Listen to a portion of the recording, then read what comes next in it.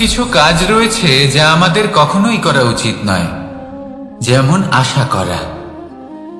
যদি আপনি আশা করেন আর আপনার আশা পূর্ণ না হয়, আপনি খুবই কষ্ট পাবেন। এবার আপনি যদি প্রতীক্ষা করেন, করতেই থাকেন, আর সেই ব্যক্তি যদি না আসে, তাহলেও খুব কষ্ট পাবেন। আর হলো তুলনা। আপনি যদি তুলনা করতে যান, তাহলে এটাই ভাববেন যে হয় আমি বা অন্য কোনো ব্যক্তি, এই দুজনের মধ্যে কোনো এক ব্যক্তি নিকৃষ্ট। আর এই ভাবনাটাই হলো অনুচিত। যদি আমরা কথা বলি সেই সব বিষয়ে যা আমাদের করা উচিত, যেমন পরীক্ষা। এই পরীক্ষা সবসময় আমাদের আরো সফল করে তোলে, আরো শ্রেষ্ঠ করে তোলে, আরো উৎকৃষ্ট করে তোলে। আসন্ন মহাসংগ্রামের জন্য আমাদের প্রস্তুত করে তোলে এই পরীক্ষা। তাই এই পরীক্ষার থেকে কখনোই পালাবেন না, এর সম্মুখীন হন। আর হলো কর্ম। কর্ম করা কখনোই বন্ধ করবেন না।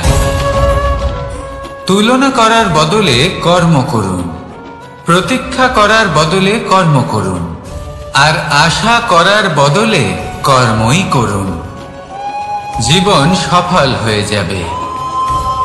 দেখুন, সবার শেষে সত্যি বলতে এই কর্ম আর এই পরীক্ষা, এই দুই আমাদের জীবনকে সুখী করে তুলতে পারে।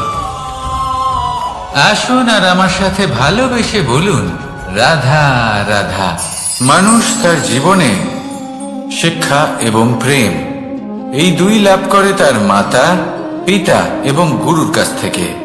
কিন্তু মানুষ সবথেকে বেশি ভালোবাসে নিজের মাতাকে, কারণ মাতা খুব নির্মল চিত্তে ভালোবাসে, শান্ত মনে আমাদের অন্তরে শক্তির সঞ্চার করে থাকেন, আমাদের উৎসাহ দেন, বলশালী করে তোলেন। ব্যাপারটা কিন্তু এমন নয় যে আমরা নিজেদের বাবা বা গুরুকে ভালোবাসি না, তাদেরকেও আমরা অত্যন্ত ভালোবাসি। শুধু ওনাদের কঠোর ব্যবহার দেখলে আমরা একটু ভয় পেয়ে যাই। এবার ওনাদের এই কঠোর ব্যবহার আমাদের ভালো না লাগলেও অত্যন্ত আবশ্যক, কারণ মাতার থেকে আমরা যে শক্তি লাভ করি তা যেন নিয়ন্ত্রণ হারিয়ে বিধ্বংসী না হয়ে ওঠে, আমরা যেন কোনো কুপথে না চলে যাই, আমরা কখনো যেন দোষ না করে ফেলি।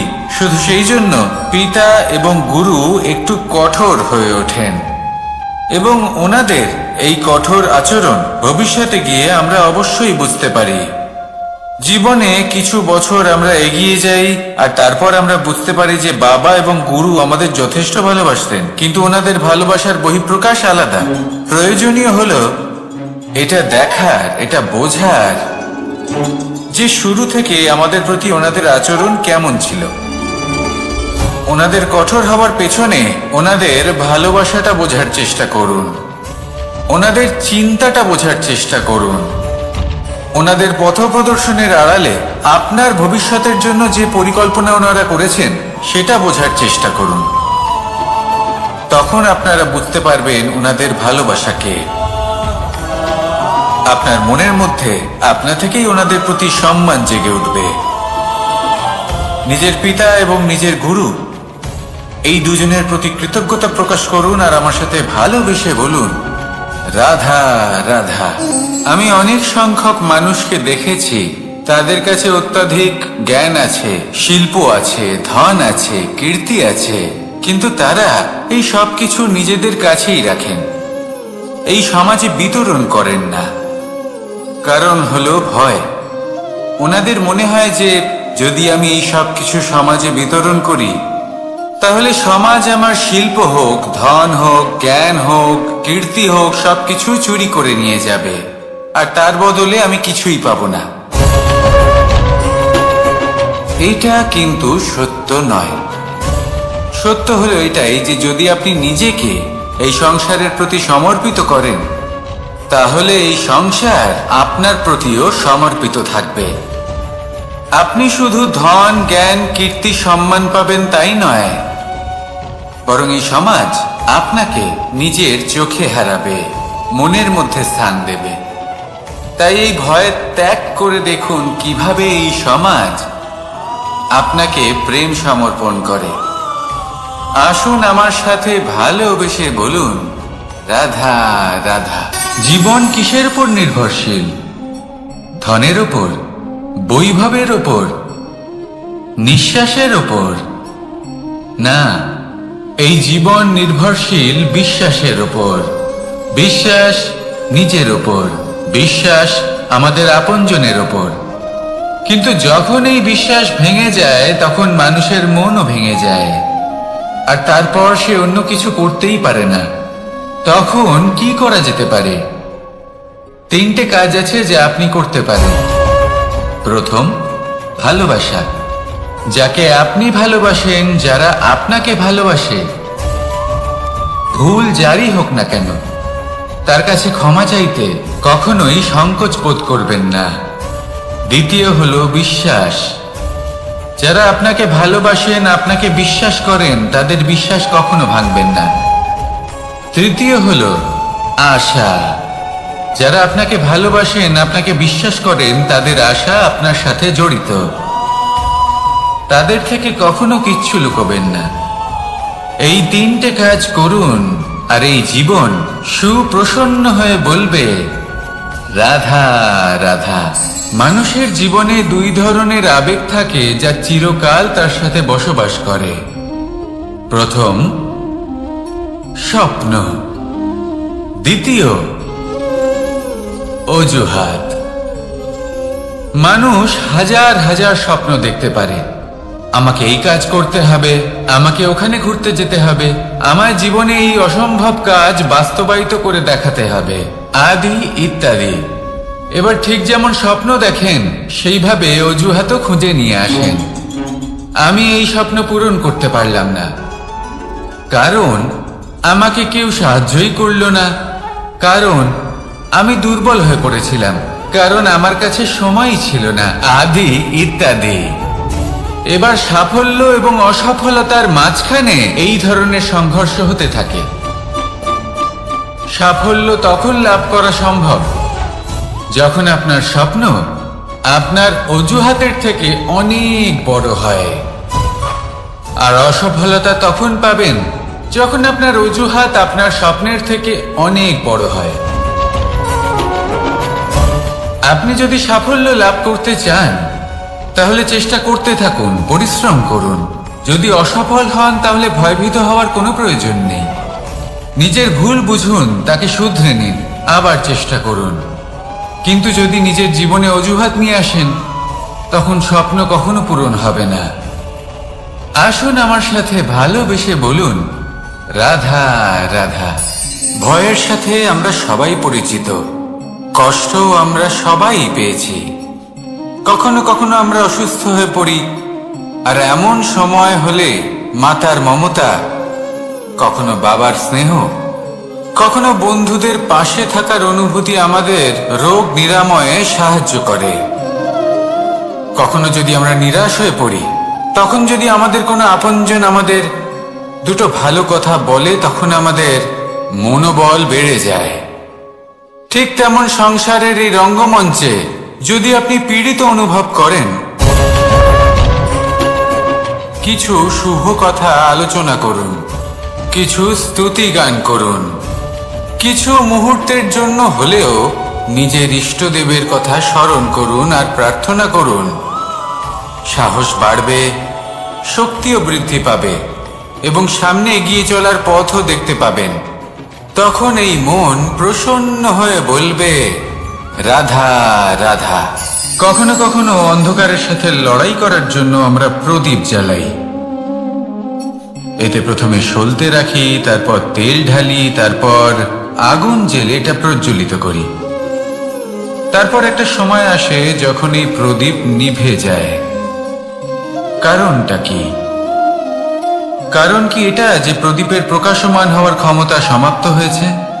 না, এই যে আগুন আমরা দেখতে পাচ্ছি, এই আগুনের জন্য যে শক্তির প্রয়োজন হয় তা আসে এই তেল থেকে।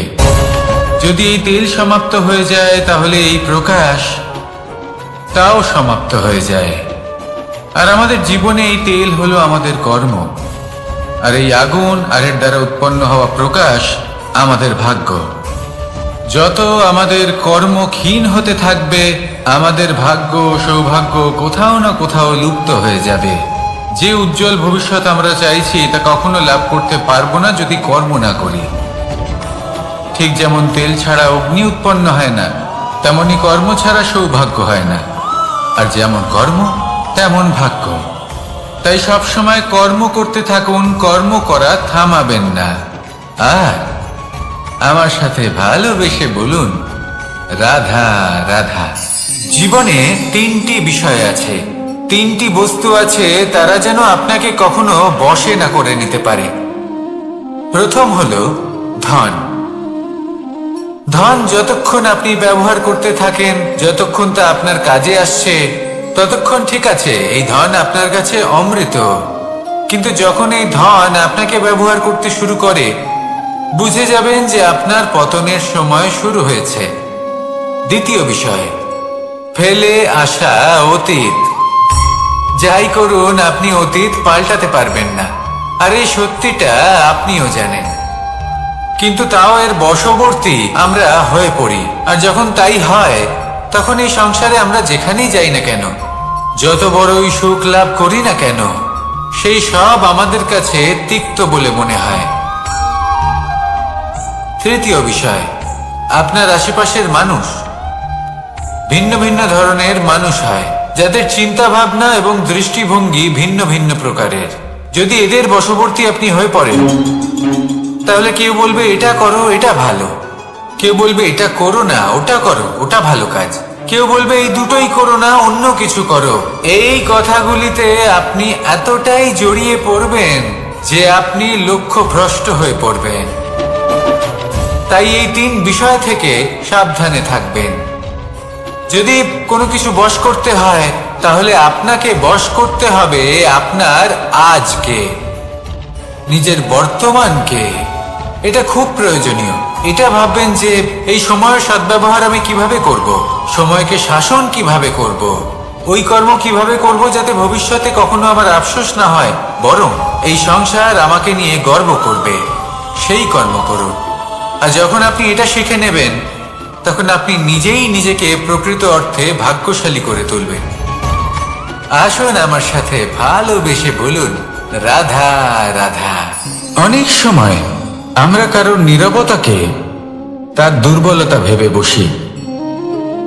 হতেই পারে সেই ব্যক্তি উত্তর দিতে চাইছেন না, হতে পারে অন্য কোনো কারণ আছে যা আমরা বুঝতেই পারছি না।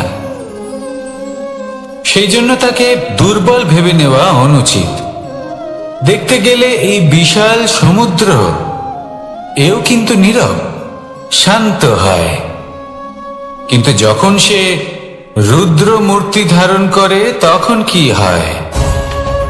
সমগ্র সংসারকে বিনাশের পথে নিয়ে যায় এই সমুদ্র, প্রলয় সৃষ্টি করে।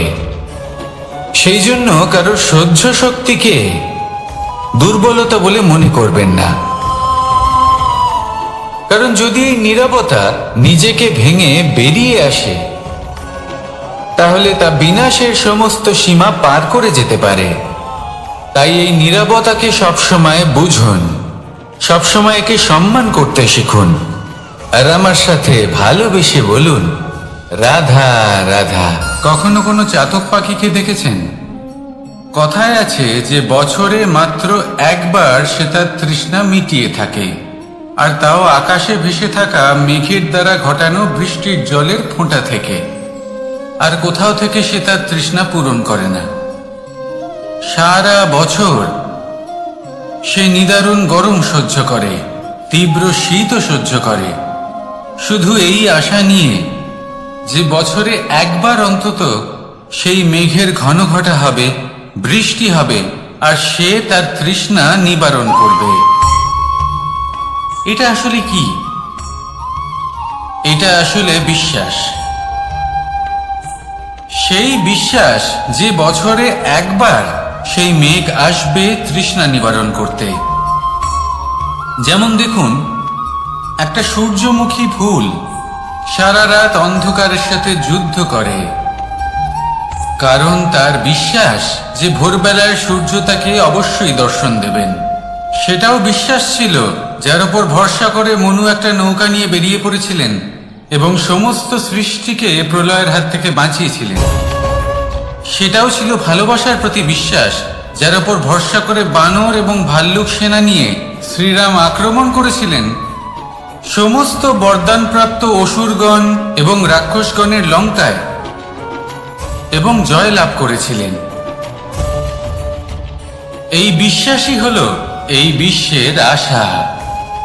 বিশ্বাস রাখুন যে আপনি হলেন সর্বশ্রেষ্ঠ এবং শুধুই নিজের কর্ম করতে থাকুন। এই বিশ্বাসের আশাই আপনাকে প্রতি মুহূর্তে বল প্রদান করবে। এ হলো আমার বিশ্বাস। আসুন আর আমার সাথে ভালোবেসে বলুন, রাধা রাধা। যোগাসন। যোগাসনে আসন অত্যন্ত গুরুত্বপূর্ণ। এবার আমি বলবো সবথেকে শ্রেষ্ঠ আসন কোনটি। আশ্বাস। নিজেকে আশ্বস্ত করতে থাকুন যে আমি আছি, সব ঠিক হবে, যা হচ্ছে ভালোর জন্য হচ্ছে। এই আশ্বাস আপনাকে জীবনে এমন ধনাত্মক বিশ্বাস দেবে যে আপনি বড় বড় সমস্যার সমাধান করতে পারবেন। এবার যদি কথা বলি সবথেকে কঠিন সময়ের, তাহলে সেটা হলো বিচ্ছেদের। যা মা সীতাকে সহ্য করতে হয়েছে শ্রীরামের জন্য, রাধা কৃষ্ণকেও সহ্য করতে হয়েছে। যে ব্যক্তি বিচ্ছেদের সময় সঠিক পথে চলে এসেছে, সে জীবনে অনেক শ্রেষ্ঠ স্থানে অবশ্যই পৌঁছতে পারবে। এবার যদি কথা বলি সবথেকে জরুরি এবং গুরুত্বপূর্ণ সময়ের, তাহলে সেটা হলো সংযোগ। সকলকে সাহায্য করতে থাকুন। আপনি অন্যদের সাহায্য করে তাদের যত আনন্দ দিতে পারবেন, ততটাই আনন্দ আপনারও জীবনে অবশ্যই আসবে। আসুন আর আমার সাথে ভালোবেসে বলুন, রাধা রাধা। সংসারে সকলে উঁচুতে উঠতে চায়, কেউ নত হতে চায় না। সবাই এটা মনে করে যে নত হওয়ার অর্থ হলো তাদের আত্মসম্মান এবং অহংবোধের বিরুদ্ধাচরণ করা। তাদের মনে হয় যে যদি আমরা নত হই, সংসার আমাদের দুর্বল মনে করবে, তাদের শৌর্য এবং তাদের ব্যক্তিত্বের অপমান হবে। কিন্তু এটা কি সত্যি? প্রত্যেকবার নত হওয়ার অর্থ কি সম্মানহানি হওয়া? কখনোই নয়। আপনি নিজের জীবনকেই দেখে নিন। আপনার কোনো অমূল্য জিনিস যদি নিচে পড়ে যায়, তাহলে তাকে কিভাবে তোলেন? সেই বস্তুকে তোলার জন্য আপনাকে নত হতেই হবে। আপনি বড়দের আশীর্বাদ কিভাবে লাভ করেন? আপনি নত হয়ে তবেই তাদের আশীর্বাদ লাভ করতে পারেন, তাই না? ভেবে দেখুন, আপনি একটা পথে হাঁটছেন। আপনি দেখতে চাইছেন যে আপনি সঠিক পথে হাঁটছেন কিনা, পায়ের নিচে কাঁটা পড়ে আছে কিনা। কিভাবে দেখবেন? আপনাকে সেই মাথা নত করেই দেখতে হবে। এর অর্থ কি? অর্থ খুব সহজ। প্রত্যেকবার নত হওয়া অনুচিত নয়, সেটা কোনোভাবেই সম্মানহানি নয়। পরিস্থিতি অনুসারে এবং যেখানে প্রয়োজন, আপনি নত হতে শিখে গেলে আপনি অনেক কিছুই লাভ করতে পারবেন। জ্ঞান, মান, গুণ, বিশ্বাস। সেই জন্য প্রয়োজন এবং পরিস্থিতি অনুসারে নত হতে শিখুন। এতে অনুচিত কিছুই নেই। আত্মসম্মান থাকা অত্যন্ত প্রয়োজনীয়, কিন্তু তা যেন কখনো অহংকারে পরিণত না হয়। এই বিষয়ে অবশ্যই নজর রাখবেন এবং আমার সাথে ভালোবেসে বলবেন, রাধা রাধা।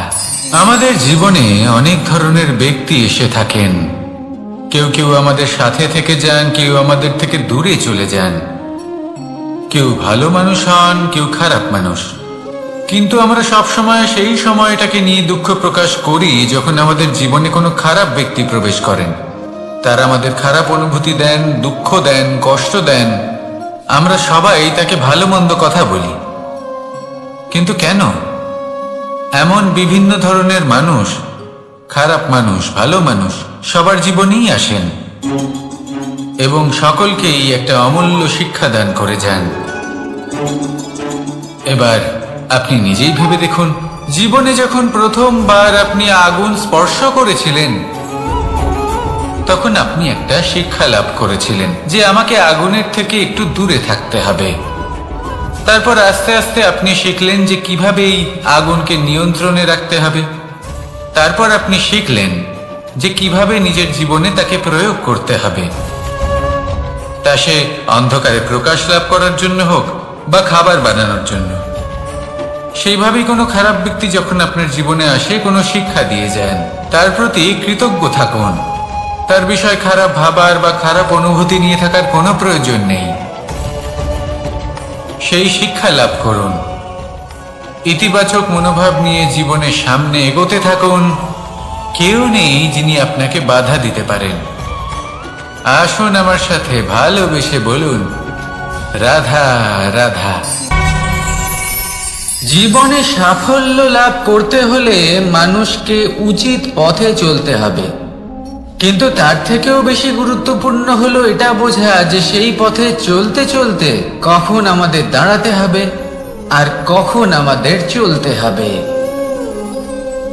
এই শিক্ষা অত্যন্ত গুরুত্বপূর্ণ। এবার দেখুন, ছোট্ট একটা কথা রয়েছে, ওকে আটকিও না, যেতে দাও। এই বাক্যের অর্থ কি? অর্থ যে কাউকে আটকিও না, যে এগোতে চাইছে তাকে এগোতে দাও, তার পথে বাধা সৃষ্টি করো না। এবার এই ছোট কথাতে এক অনুচিত স্থানে আমি দাঁড়িয়ে পড়ি। আটকাও, যেতে দিও না। এবার এর অর্থ কি হলো? যে এই ব্যক্তিকে আটকাও, তাকে জীবনে এগোতে দিও না, এর পথে বাধা সৃষ্টি করো। এবার এই ছোট কথাতে অনুচিত স্থানে যদি আমি আটকে যাই, তবে ভাবো কত পার্থক্য হলো। এই শিক্ষা কতটা গুরুত্বপূর্ণ সেটা শিখুন। আর এই শিক্ষা আমাদের জীবনে কতটা গুরুত্বপূর্ণ হতে পারে সেইটা বুঝুন। বুঝে যান, শিখে যান জীবনে কখন সামনে এগোতে হবে আর কখন থামতে হবে। মন প্রসন্ন হয়ে বলবে, রাধা রাধা। সময় যা সবকিছুকে সমান করে দিতে পারে, যা সব থেকে বেশি শক্তিশালী, সব থেকে বড় সম্পত্তি, সব থেকে বড় শিক্ষক এবং সব থেকে বড় সুযোগ। এই সময় যখন ভালো যায় তখন তা আপনাকে আমিত্বে মত্ত করে তোলে, অহংকারে নিমজ্জিত করে দেয়। আর যখন খারাপ হয় তখন দুঃখের সাগরে নিজের প্রতি ঘৃণাবোধে নিমজ্জিত করে। তাই এই সময় যা এত শক্তিশালী এক সম্পত্তি, এত মহান একটি ধন, তাকে এমনি এমনি নষ্ট হতে দেবেন না। এই সময়ের সাথে কি করবেন, কিভাবে করবেন তা ভাবতে গিয়ে এবং করতে গিয়ে সময় নষ্ট করবেন না। যদি আপনি এই সময় নষ্ট করেন, তাহলে সময়ও নিশ্চিত করবে যে আপনার সাথে কি করা উচিত। তাই সময়ের সদ্ব্যবহার করুন আর আমার সাথে ভালোবেসে বলুন, রাধা রাধা। আপনারা সবাই একটা গাছের পাতাকে দেখুন।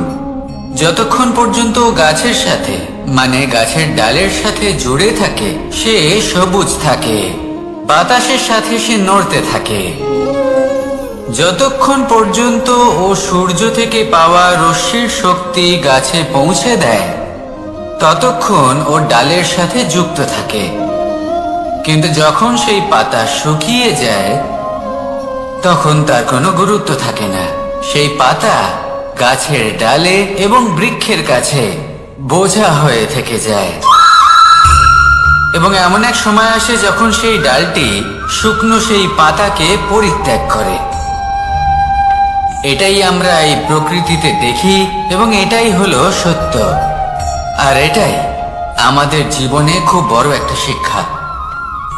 যদি আপনিও নিজের জীবনে নিজের আপনজনদের কাছে বোঝা স্বরূপ হয়ে দাঁড়ান, তাহলে তারা আপনাকে যতই ভালোবাসুক না কেন, ওনারা যদি নাও চান তাহলেও এমন এক দিন আসবে যখন আপনার আপনজন আপনাকে পরিত্যাগ করবে।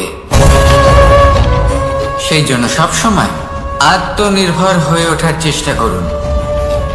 নিরন্তর পরিশ্রম করতে থাকুন, কারোর উপর বোঝা হয়ে থাকবেন না, বরং তার সাথে মিলে দায়িত্ব পালন করুন। এমনটা করবেন তাহলে আপনার সম্মানও বজায় থাকবে এবং সম্পর্কের মধ্যে আপনার মূল্যও বজায় থাকবে। আসুন আর আমার সাথে ভালোবেসে বলুন, রাধা রাধা। ঈশ্বর আসলে কে? সংসারের বেশিরভাগ মানুষের কাছে ঈশ্বর হলেন এই সংসারের রচয়িতা, পালনকর্তা। কারোর কাছে উনি জ্ঞাতা, কারোর কাছে উনি হলেন আস্থার প্রতীক, আবার কারোর জন্য শুধুমাত্র অন্ধবিশ্বাস। কিন্তু এই ঈশ্বর কি কোনো শরীর, নাকি একটা বোধ, নাকি শুধুই শ্রদ্ধা? ঈশ্বর হলেন তিনি যিনি হলেন আপনার ইষ্ট।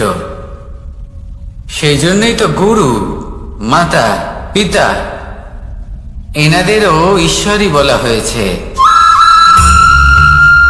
যাদেরকে আমরা ঈশ্বর বলে মনে করি, যারা আমাদের ইষ্ট, তারা আমাদের একটি পথ দেখান, একটি দিকে চালিত করেন। সেই পথে চলে আপনি শুভ কর্ম করতে পারেন।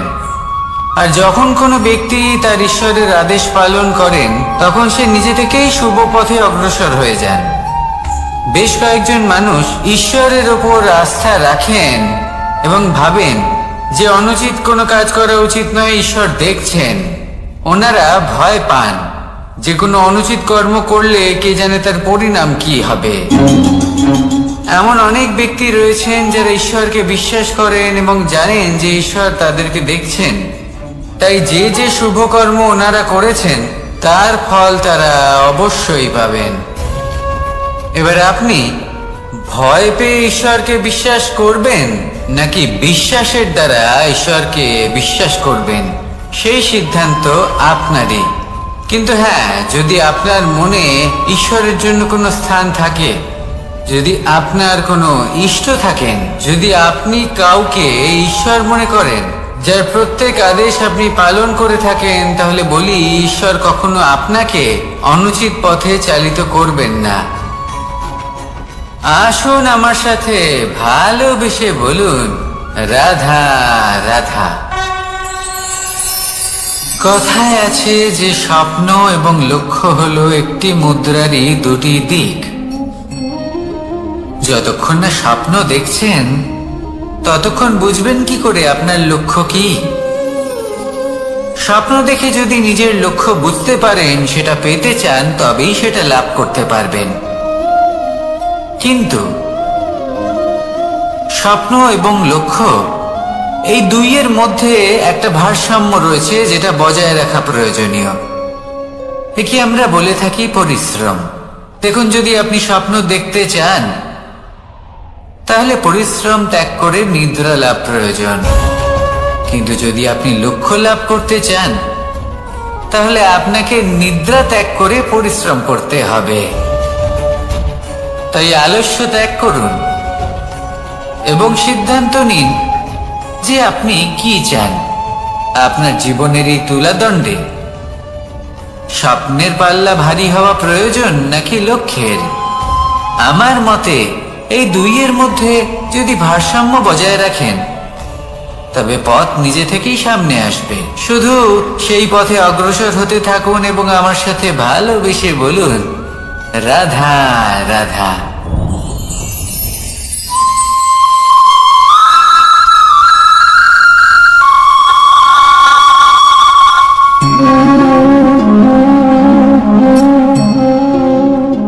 মোহনের বাঁশির এই সুর, এই সঙ্গীত কার না পছন্দ হয়? সবারই খুব ভালো লাগে। এবার এই সুর আসে কোথা থেকে? কেউ বলবেন কৃষ্ণের হৃদয় থেকে। সত্য কথা, এই সুর হৃদয় থেকে নির্গত হয় এবং প্রকট হয় এই বাঁশি থেকে। এই বাঁশিটাকে দেখুন, এই ছিদ্রগুলি দেখুন, প্রত্যেকটা সুর থেকে নিজস্ব একটা স্বর নির্গত হয়। এবার যে ব্যক্তি এই সমস্ত সুর এবং স্বর বুঝতে পারেন, এতে নিপুণ, তিনি এই বাঁশির দ্বারা যে সুর নির্গত করবেন তা তো মধুর অবশ্যই হবে। এবার জীবনের সাথেও কিছুটা এরকমই ঘটে। জীবনের কিছু নীতি থাকে, অর্থ, কুটুম্ব এবং আধ্যাত্মিক। যদি জীবনের প্রত্যেকটা মুহূর্ত সুখময় হয় এরকম আপনি চান, তাহলে এই তিনটি নীতিতে আপনাকে নিপুণ হতে হবে। কোনো একটি বিশেষ নীতির প্রতি যদি আপনি বেশি ঝুঁকে পড়েন, তাহলে বাকি দুই নীতি থেকে যা সুখ লাভ করা সম্ভব তা পারবেন না। ধন অর্জন করতে হবে পরিবারের জন্য, পরিবারের সুখ মনের শান্তির জন্য, মনে শান্তির প্রয়োজন মনের শুদ্ধতার জন্য। যখন এই মন শুদ্ধ হবে, জীবন শুদ্ধ হবে, পবিত্র হবে, সুন্দর হবে এবং ভালোবেসে বলবে, রাধা রাধা। আমি রথে যাত্রা করি, তাতে বারবার পথে থামি আর দেখি যে আমি অনুচিত দিকে যাচ্ছি না তো, আমি উচিত পথেই যাচ্ছি তো। কারণটা কি? কারণ হলো যাতে আমি পথভ্রষ্ট না হয়ে যাই। জীবনযাত্রাতেও এটাই প্রয়োজন। জীবনযাত্রায় ভোগ বিলাসের পথে হারিয়ে যাওয়া খুব সহজ। বারবার থেমে আপনাকে দেখতে হবে, নিজেকে কিছু প্রশ্ন করতে হবে। আমি কি আজ সেই কর্মই করছি যেটা আমি করতে চেয়েছিলাম? আমি কি আজ সেই জীবন যাপন করছি যেমন আমি যাপন করতে চেয়েছিলাম? যদি এই প্রশ্নগুলোর উত্তর হ্যাঁ হয়, তাহলে এগোতে থাকুন, নয়তো থেমে যান এবং বিচরণ করুন। মনে রাখবেন, এই সংসার অত্যন্ত জটিল আর এতে হারিয়ে যাওয়া অত্যন্ত সরল।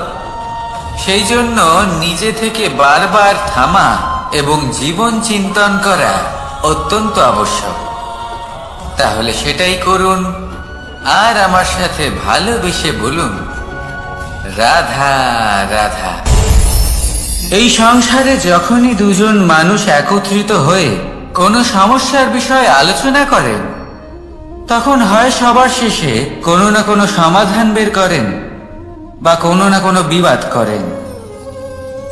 এই বিবাদ হলো মনুষ্য জীবনের সব থেকে বড় ঝামেলা, সব থেকে বড় সমস্যা। ভেবে দেখুন, এই বিবাদ কেন হয়? তখনই হয় যখন বার্তালাপ ঠিকমতো হয় না। আর বার্তালাপ ঠিকমতো কেন হয় না? কারণ বেশিরভাগ সময় মানুষ একটাই ভুল করে বসে, সামনের মানুষের কথা শোনেন কিন্তু তার উত্তর দেওয়ার জন্য, তার কথার মর্ম বোঝার জন্য নয়। কিন্তু যেদিন থেকে, যে মুহূর্ত থেকে আপনি এটা শিখতে শুরু করে দেবেন যে আমি অপরের কথা শুনব, কিন্তু সেটা বোঝার জন্য, তাকে উল্টে জবাব দেবার জন্য নয়, সেদিন থেকেই বিবাদের সমাপ্তি ঘটবে আর বার্তালাপ স্পষ্ট হয়ে যাবে। দেখুন, হয় সামনের মানুষের কথা বুঝতে শিখুন বা নিজের বক্তব্য ভালোভাবে সামনের মানুষটাকে বুঝিয়ে বলুন। বার্তালাপ নাকি বিবাদ, আপনি কোনটা চান? সিদ্ধান্ত আপনার। আসুন আর আমার সাথে ভালোবেসে বলুন, রাধা রাধা। কাম, তৃতীয় পুরুষার্থ। এবার অধিকাংশ মানুষই কাম বলতে বিলাসিতা, বাসনা, লালসা মনে করে ফেলে। আসলে এমন কিছুই নয়। কামের বাস্তবিক অর্থ কি? কামের বাস্তবিক অর্থ হলো কামনা। প্রতিটা ব্যক্তি, প্রতিটা মানুষ, প্রতিটা জীব এই সংসারে কোনো না কোনো বিশেষ কারণে আসে।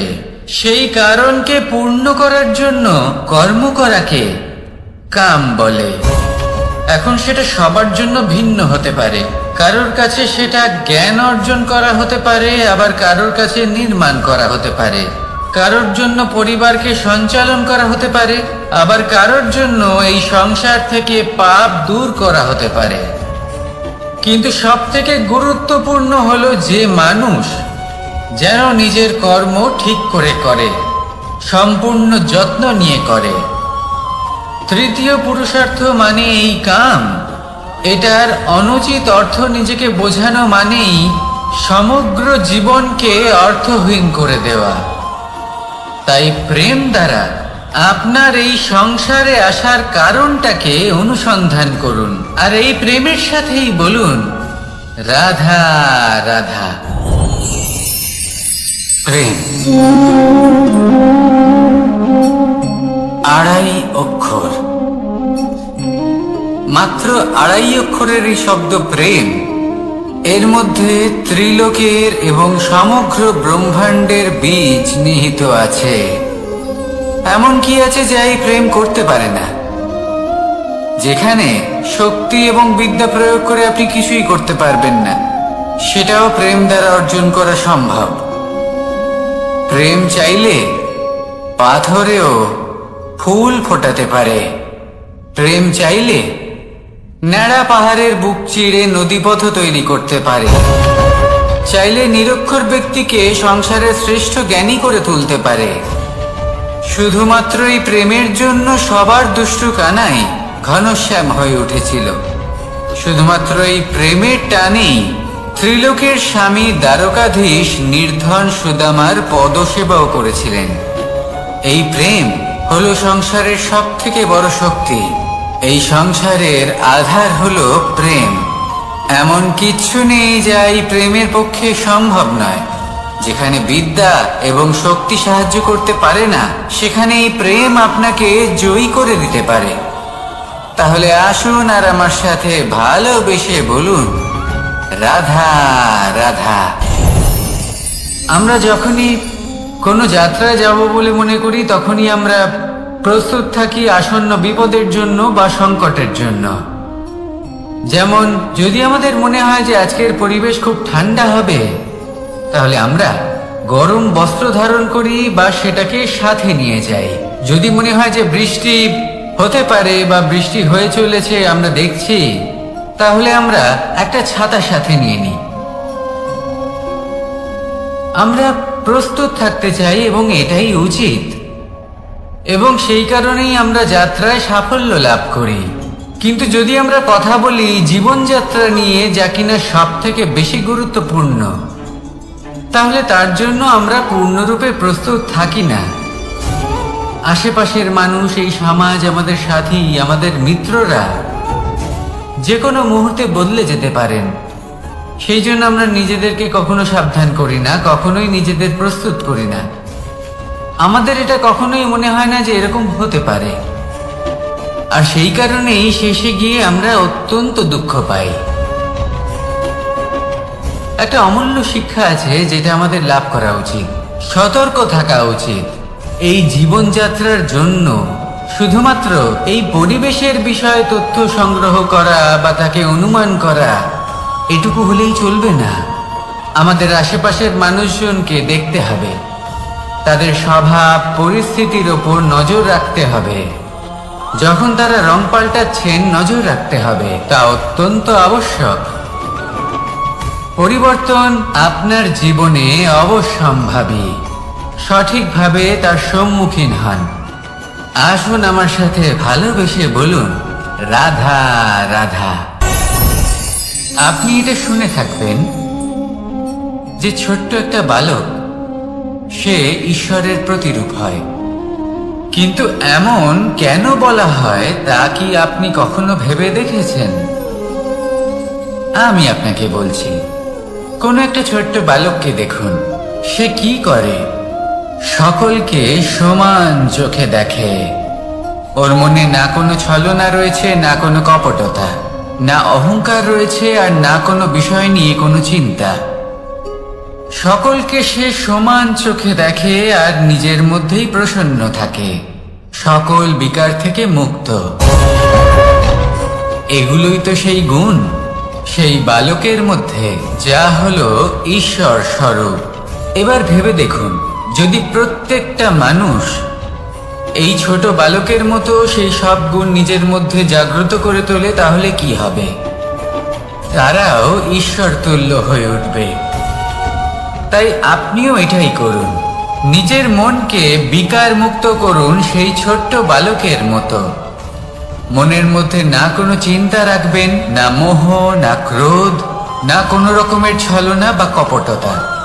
সবাইকে সমান চোখে দেখুন আর নিজের মনেই প্রসন্ন থাকতে শিখুন। এই মন প্রেমময় হয়ে বলবে, রাধা রাধা।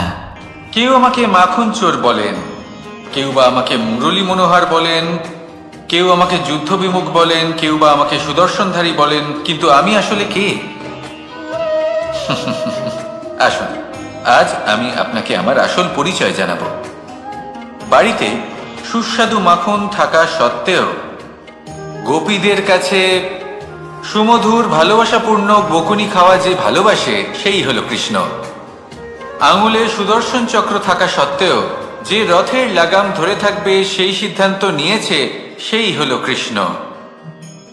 দ্বারকার মতো অনন্য রাজমহল থাকা সত্ত্বেও সুদামার মতো সখা যার অত্যন্ত প্রিয়, সেই হলো কৃষ্ণ। যদি আপনার মনে প্রেম থাকে, আপনি প্রেম বিতরণ করেন, সবাইকে ভালোবাসেন এবং ভালোবাসা রক্ষার খাতিরে শস্ত্র হাতে নিতেও আপনি সক্ষম থাকেন, তাহলে আপনি হলেন কৃষ্ণ। আসুন আমার সাথে ভালোবেসে বলুন, রাধা রাধা।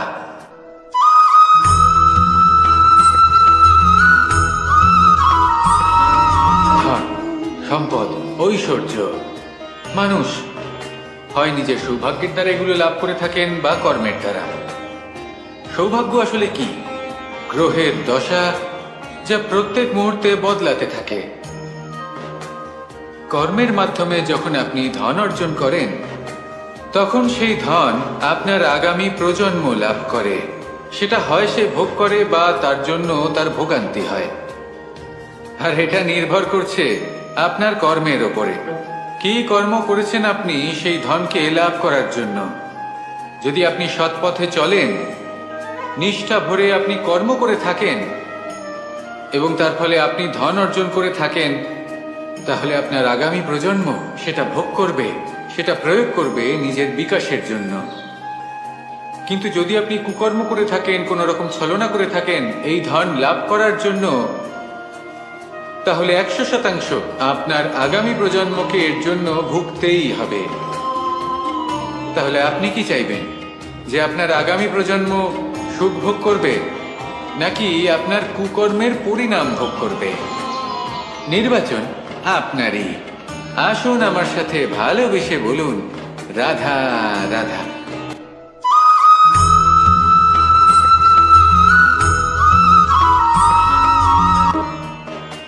এমন অনেক মানুষ আছেন যারা আমাকে ভগবানের পরিভাষা জানতে চান, যে ভগবান আসলে কি, তিনি কেমন। এবার দেখুন, ভগবান হোক বা আপনার স্বপ্ন হোক বা আপনার লক্ষ্য হোক না কেন, সেই লক্ষ্য তখনই পূর্ণ হয়, তখনই তাকে লাভ করা সম্ভব যখন আপনার দৃষ্টিভঙ্গি মঙ্গলময় হয়, যখন আপনি নিজে মনে করবেন যে আমি যেটা পেতে চাইছি তা শুভ। উদাহরণস্বরূপ, কোনো পাখিকে দেখুন, সে গাছের ডালে বসে এবং সেখানেই বিশ্রাম করে, কিন্তু পড়ে না। কেন? কারণ ওর বিশ্বাস যে যে শাখার উপরে ও বসে আছে সেটাই হলো ওর বাসস্থান। যদি আপনি বিশ্বাস করেন, তাহলে আপনি পাথরের মধ্যেও ভগবান দর্শন করতে পারবেন। আর যদি বিশ্বাস না থাকে, তাহলে যদি ভগবান সামনে দাঁড়িয়েও থাকে, তবেও আপনার বিশ্বাস হবে না। তাই বিশ্বাস করতে শিখুন। এই বিশ্বাসের আধারেই আপনি সেই সব কিছু পাবেন যা আপনি পেতে চাইছেন। আসুন আমার সাথে ভালোবেসে বলুন, রাধা রাধা।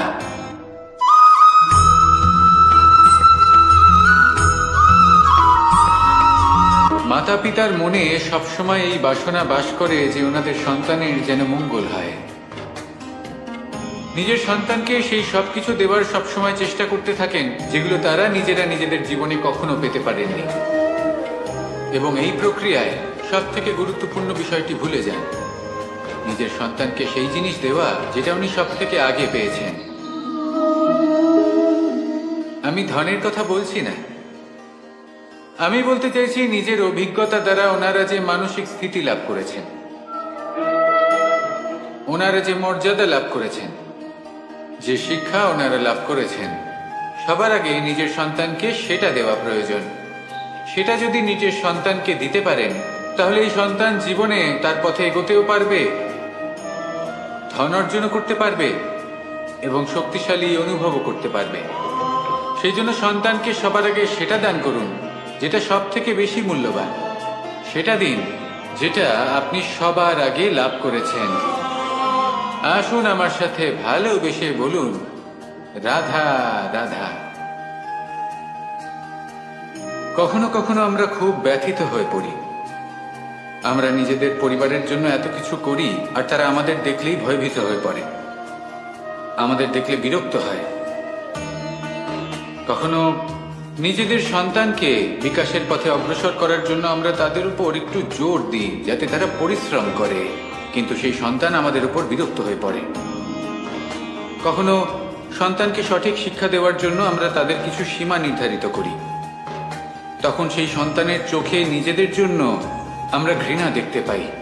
মানুষ কেন ব্যথিত হবেন না? দেখুন, যখন সূচের দ্বারা আপনি বস্ত্র সেলাই করেন তখন সূচের আঘাত সেই বস্তুকে সহ্য করতে হয়, কিন্তু তাতে সেই সূচ বা আপনার উদ্দেশ্যে কোনো প্রভাব পড়া উচিত নয়, কারণ আপনি তো আপনার কর্ম করছেন, আর তাও পূর্ণ নিষ্ঠা ভরে, এবং অবশেষে আপনার উদ্দেশ্য শুভ প্রমাণিত হবে। তাই কেউ বিরক্ত হচ্ছে বলে বা কারোর চোখে নিজের প্রতি ঘৃণা দেখার ভয় কখনো পিছিয়ে যাবেন না। কষ্ট না করে বিকাশ সম্ভব নয়। কর্ম করতে থাকুন, সব কিছু শুভ হবে। আসুন আমার সাথে ভালোবেসে বলুন, রাধা রাধা।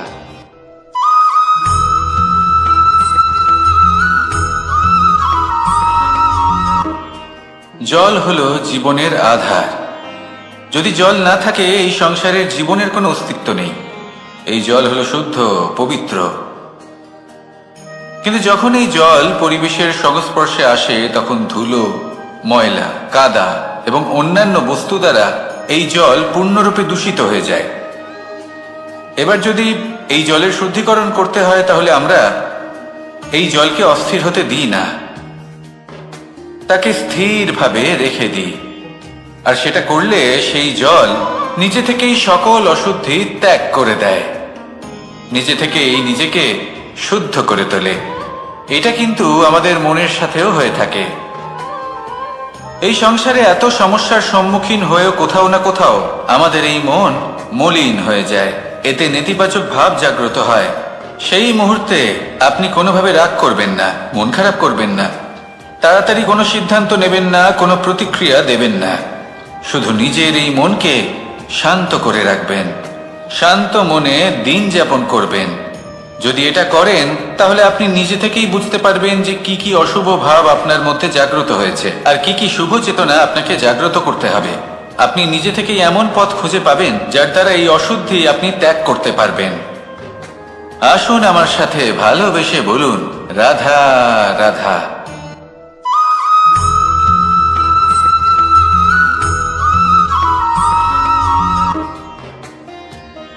প্রেমের পরিভাষা আসলে কি? ভিন্ন ভিন্ন ধরনের ব্যক্তি, ভিন্ন ভিন্ন ধরনের প্রেমী আলোচক বিভিন্ন ধরনের পরিভাষা প্রদান করেন এই প্রেম নিয়ে। কিন্তু প্রত্যেকের মনে এই কখনো কখনো এই প্রশ্ন এসেছে, এই ভালোবাসা আসলে কি? নিজের প্রিয়তমকে জয় করাই কি প্রেম? চার হাত এক হয়ে যাবার নামই কি প্রেম? নিজের আবেগ ব্যক্ত করাই কি ভালোবাসা? না, প্রেমের অর্থ কাউকে লাভ করা নয়, বরং তার মাঝে বিলীন হয়ে যাওয়া। যদি কারোর হাত ধরে থাকি তাহলে আজীবন তার সাথে পথ চলা হলো প্রেম।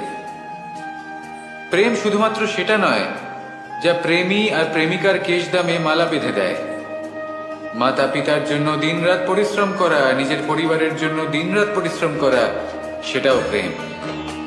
নিজের বন্ধুদের জন্য, আপনজনের জন্য সবকিছু উজাড় করে দেওয়ার নাম হলো ভালোবাসা। নিজের মাতৃভূমির জন্য সাহসের সাথে লড়াই করা এবং আনন্দে নিজের জীবন ত্যাগ করে দেওয়াও কিন্তু প্রেমের নামান্তর। সেই জন্য যারা বুদ্ধিমান ব্যক্তি তারা কখনো প্রেমের পরিভাষা খুঁজতে চান না, কারণ তারা জানেন যে এই প্রেম কতটা বিশাল। তারা জানেন যে এই প্রেম হলো এক বিশাল সাগর, যাকে নিজের মুঠোয় ধরে রাখা যায় না। সেই জন্য এই প্রেমের সাগরে ডুবে যান এবং সকলকে ভালোবাসতে শিখুন। যদি সবাইকে ভালোবাসতে পারেন তাহলে তাদেরও কল্যাণ হবে যারা আপনাকে ভালোবাসে, এবং সকলকে ভালোবাসতে শিখুন। যদি সবাইকে ভালোবাসতে পারেন তাহলে তাদেরও কল্যাণ হবে যারা আপনাকে ভালোবাসে, তাদেরও কল্যাণ হবে যাদেরকে আপনি ভালোবাসেন, আর আপনারও কল্যাণ হবে। আর তখন এই মন ভালোবেসে বলবে, রাধা রাধা।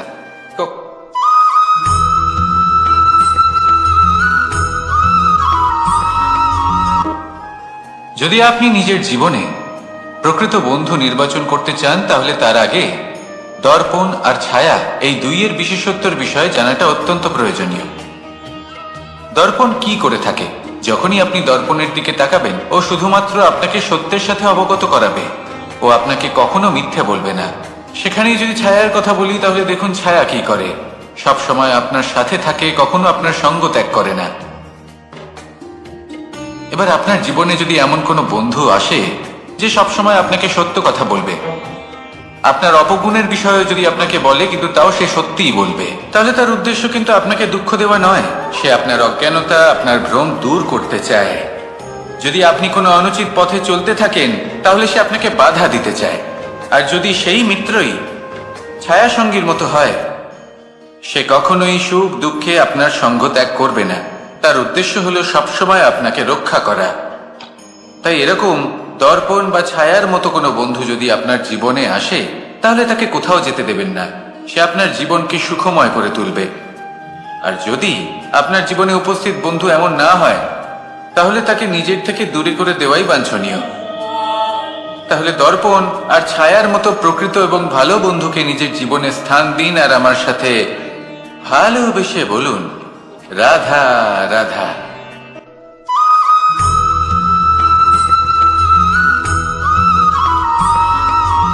এই প্রশ্ন আসতে পারে যে ইমারত কেন নির্মাণ করা হয়, কেন উৎসব পালন করা হয়, কেন মানুষ নিজেদের জন্মদিন পালন করেন, কেন দোল, বিজয়া দশমী, রাখি, দীপাবলির মতো উৎসব পালন করা হয়।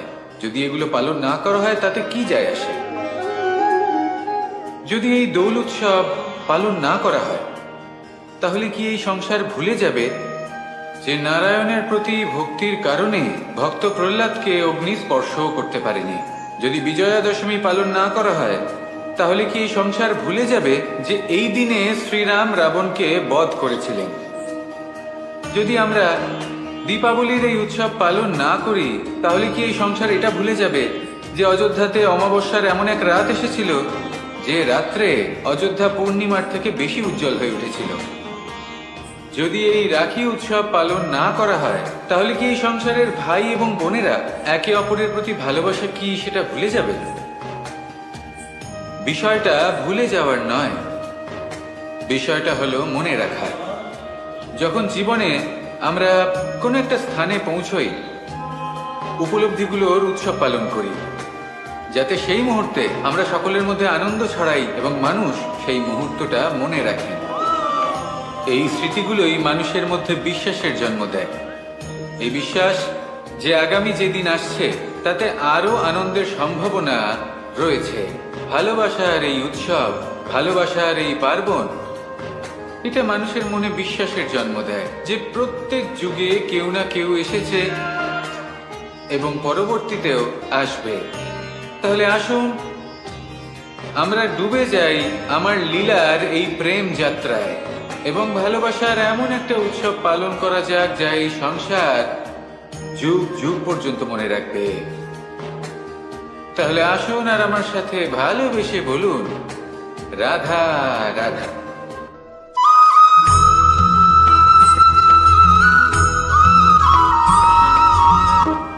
আমাদের এই জীবন, তাতে এই যে সময় চক্র, তা তিনটি ভাগে বিভক্ত। এক হলো অতীতকাল, ফেলে আসা অতীত, তারপরে আসে বর্তমান, এখনকার এই মুহূর্ত, আর তারপর আসে আগামীকাল অর্থাৎ ভবিষ্যৎ। এবার এখানে সবথেকে গুরুত্বপূর্ণ হলো অতীতকাল, ভবিষ্যৎকাল, ফেলে আসা অতীত এবং আগামী সময়। কেন? কারণ এই দুইয়ের উপর নির্ভর করছে যে আপনি বর্তমানে কি করতে চলেছেন। শুধু প্রয়োজন হলো সঠিক দৃষ্টিভঙ্গির। অতীতকালকে যদি আপনি একটি দৃষ্টিভঙ্গি থেকে দেখেন, তাহলে অতীতকালে আপনি দুঃখও দেখতে পাবেন, যন্ত্রণাও দেখতে পাবেন। অন্য কোনো দৃষ্টিভঙ্গি থেকে দেখলে আপনি অতীতকাল থেকে শিক্ষাও লাভ করবেন। এবার এই শিক্ষা অনুসারেই বর্তমানে কর্ম করা উচিত। এবং যদি ভবিষ্যতের কথা বলি, তাহলে বলবো ভবিষ্যতের কথা ভেবে আপনি আজ অবশ্যই চিন্তিত হতে পারেন। অন্য একটি দৃষ্টিভঙ্গি থেকে দেখলে এই ভবিষ্যতেই আপনি একটি লক্ষ্য, একটি উদ্দেশ্য দেখতে পাবেন, যে আপনি কি করতে চান, কি লাভ করতে চান। এবার সেই অনুসারে বর্তমানে কর্ম করা উচিত, ভবিষ্যৎ এবং অতীতকাল অনুসারে। এভাবেই যদি জীবনে কর্ম করতে থাকেন, আপনার এই বর্তমানের দিনগুলো আপনি একটু নতুনভাবে বাঁচতে পারবেন।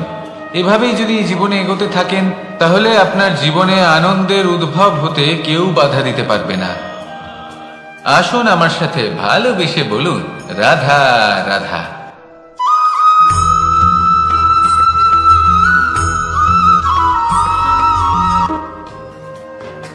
সমুদ্র মন্থনের সময় দুই ধরনের রত্ন লাভ করা হয়েছিল। প্রথম হলাহল, যার প্রভাব থেকে এই সমস্ত সংসারের জীবের প্রাণ বাঁচানোর জন্য মহাদেব তাকে নিজের কণ্ঠে ধারণ করে নিয়েছিলেন। আর দ্বিতীয় অমৃত, যেটা কিঞ্চিত পরিমাণ মাত্রায় পাওয়া গেছিল। কখনো কখনো জীবনে এমন কোনো বস্তু যা আপনি প্রয়োজনের থেকেও অনেক বেশি মাত্রায় ভোগের জন্য লাভ করে থাকেন, তা আপনার জন্য বিষ প্রমাণিত হতে পারে। যেমন জল, প্রয়োজনের থেকে অনেক বেশি মাত্রায় যদি এই জল আসে, তাহলে আপনার প্রাণ কাটতে পারে। কিন্তু পরিশ্রমের পরে এক পাত্র শীতল জল দ্বারা আপনি যদি স্নান করে নেন, তাহলে তা আপনার শরীরের জন্য অমৃত হবে। পরিশ্রম করার পরে যদি আপনার শরীর এক পাত্র খাবার লাভ করে, তাহলে তা আপনার শরীরের জন্য অমৃত। কিন্তু যদি কোনো পরিশ্রম না করেই আপনি দিনরাত শুধুই খাবার গ্রহণ করতে থাকেন, তাহলে আপনার কাছে তা বিষ সমান। বিষ এবং অমৃত গ্রহণ করাটা আপনার উপরে নির্ভর করছে। কোনো বস্তু আপনার পক্ষে বিষও হতে পারে, আবার অমৃতও হতে পারে। নির্ভর করছে যে আপনি সেটা কিভাবে ব্যবহার করছেন, কতটা মাত্রায় ব্যবহার করছেন। আসুন আমার সাথে ভালোবেসে বলুন, রাধা রাধা।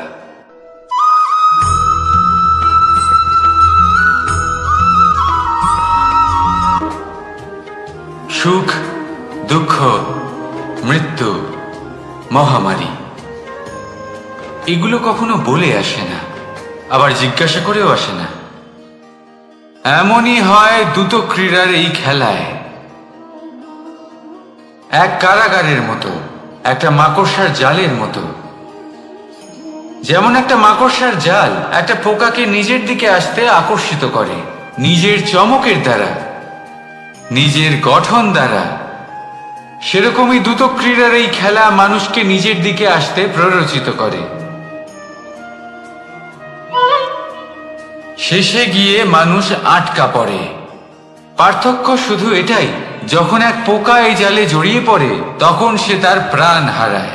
মানুষ যখন এই দ্রুত ক্রীড়ায় আকর্ষিত হয়, সে নিজের মান, নিজের ধন সব কিছু হারায়, নিজের বিবেক হারিয়ে ফেলে। কিন্তু আপনি আপনার বিবেক কখনোই হারাবেন না। যদি আপনার মনে লোভ চলে আসে, আপনি লোভী হয়ে ওঠেন। যদি আপনি দ্রুত ক্রীড়ার এই খেলায় আটকা পড়েন, তাহলে মনে রাখবেন, এই খেলা থেকে ফিরে আসা প্রায় অসম্ভবই বলা যায়। নিজের বিবেক কখনো হারাতে দেবেন না, কারণ বিনাশ আসার প্রথম লক্ষণ হলো বিবেকের বোধ চলে যাওয়া। এই প্ররোচনায় কখনো পা দেবেন না। আর আমার সাথে ভালোবেসে বলুন, রাধা রাধা।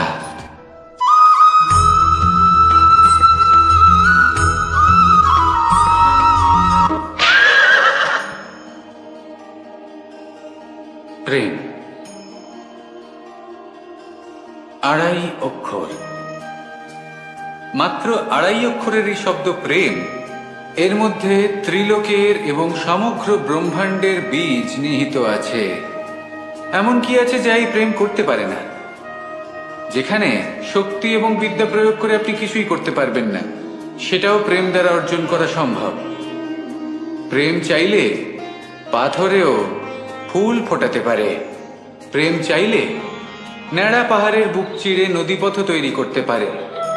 চাইলে নিরক্ষর ব্যক্তিকে সংসারের শ্রেষ্ঠ জ্ঞানী করে তুলতে পারে। শুধুমাত্র এই প্রেমের জন্য সবার দুষ্টু কানাই ঘনশ্যাম হয়ে উঠেছিল। শুধুমাত্র এই প্রেমের টানেই ত্রিলোকের স্বামী দ্বারকাধীশ নির্ধন সুদামার পদসেবাও করেছিলেন। এই প্রেম হলো সংসারের সব থেকে বড় শক্তি। এই সংসারের আধার হলো প্রেম। এমন কিচ্ছু নেই যা এই প্রেমের পক্ষে সম্ভব নয়। যেখানে বিদ্যা এবং শক্তি সাহায্য করতে পারে না, সেখানে এই প্রেম আপনাকে জয়ী করে দিতে পারে। তাহলে আসুন আর আমার সাথে ভালোবেসে বলুন, রাধা রাধা।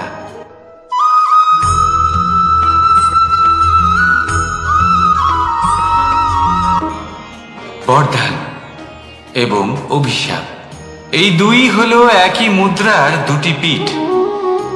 এই বরদান আমরা অনেক কারণে পেতে পারি। কখনো নিজের পরিশ্রমের কারণে, কখনো নিজের তপস্যার কারণে, কখনো আমাদের পূর্বপুরুষদের কর্ম ও তপস্যার কারণে। কিন্তু এই বরদান কতক্ষণ বরদান থাকবে তা আমরা নিশ্চিত করতে পারি না। তা সুনিশ্চিত করে শুধুমাত্র আমাদের কর্ম। যদি আপনাকে উদাহরণ দিই, আপনি রেশমের কীট দেখেছেন? ও বরদান পেয়েছে যে ও নিজের সুরক্ষার জন্য খোলস বানাতে পারে। এবারও তাতে এত মত্ত হয়ে যায় যে এমন এক আবরণ বানিয়ে ফেলে যাতে সে নিজেই আবদ্ধ হয়ে চাপা পড়ে মরে যায়। এটার তাৎপর্য কি? তাৎপর্য খুবই সরল। গর্ব করা খুবই ভালো, কিন্তু অহংকার করা কখনোই উচিত নয়। যদি অহংকার মনের মধ্যে প্রবেশ করে, তাহলে এই বরদান অভিশাপে পরিণত হতে সময় লাগে না। আর যদি কর্মশ্রেষ্ঠ হয়, তাহলে অভিশাপ ও বরদানে পরিণত হয়। তাহলে আসুন শ্রেষ্ঠ কর্ম করুন আর আমার সাথে ভালোবেসে বলুন, রাধা রাধা।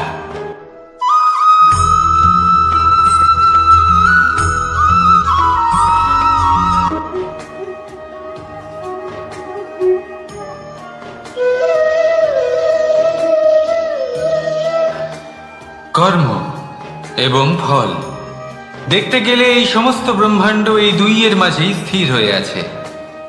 মানুষজন কর্ম করেন ভালো ফল লাভের আশায়, আর ভালো ফল লাভের আশায় উনি এটাই ভুলে যান যে উনি যে কর্ম করছেন তা কি করছেন। আমি বলেছিলাম কর্ম করুন ফলের চিন্তা না করে, কিন্তু কি কর্ম করছেন সেই বিষয়ে ভাবাটাও অত্যন্ত আবশ্যক। নয়তো অনেক সময় আমরা এমন কর্ম করে ফেলি যা না চাইতেও বিষে পরিণত হয়। যা হয়েছে দুঃশাসনের সাথে, দুর্যোধনের সাথে, গুরু দ্রোণের সাথে। একজনের মানসিকতা উচিত ছিল না, একজনের বিবেক উচিত ছিল না, আরেকজন যে পক্ষ নির্বাচন করেছিলেন সেই পক্ষ উচিত ছিল না। আর যা কিছু ওনাদের সাথে হলো, আপনার আমার আমাদের সকলের সাথে তা হতে পারে। আমি বলেছিলাম কর্ম করুন, ফলের চিন্তা করবেন না, কিন্তু এই কর্মের বিষয়ে বিচার করে দেখাটাও ততটাই আবশ্যক। দেখুন, কর্ম করার উচিত প্রক্রিয়া ফলের চিন্তা না করা, কিন্তু যদি আপনার কর্ম শুভ হয় তাহলে তার ফলও নিয়তি আপনাকেই দেবে। সর্বদা কর্ম করার সময় এটা ভাবুন যে আপনার এই কর্ম এই সংসারকে, এই সমাজকে, আপনার পরিবারকে, আপনার আশেপাশের মানুষজনকে কোন দিশায় নিয়ে যাবে। যদি এটা সবার জন্য মঙ্গলময় হয় তাহলে কর্ম করতে থাকুন। আর হ্যাঁ, নিশ্চিত রূপে ফলের চিন্তা করবেন না। আসুন আমার সাথে ভালোবেসে বলুন, রাধা রাধা।